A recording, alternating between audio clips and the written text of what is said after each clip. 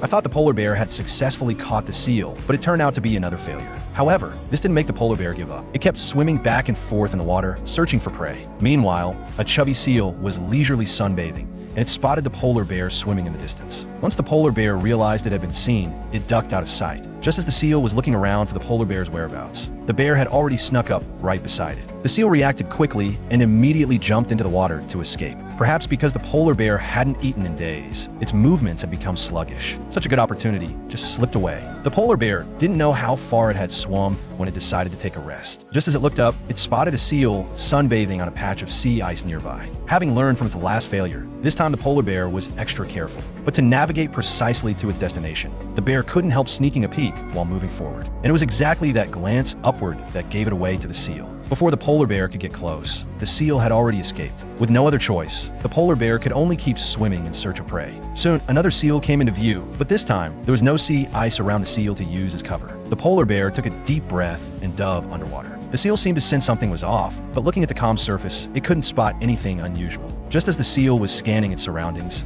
the polar bear suddenly burst out of the water. It bit down on the seal. Just when everyone thought this time would surely be a success, the bear itself surfaced. It had failed again. A day of intense hunting had burned through massive amounts of energy, so the polar bear could only sleep to conserve what little it had left. When it woke up again, the sea surface had frozen over a large area. This created the perfect hunting environment for the polar bear. It used its powerful sense of smell to sniff out the exact location of seals beneath the ice. Soon, it caught the scent of a seal coming from about 2 kilometers away. This time, it became even more cautious, slowly approaching the seal. Suddenly, the polar bear charged forward at a speed that caught the seal completely off guard. Finally, all that hard work paid off. The polar bear succeeded. With this one seal, the polar bear had enough to make it through the winter.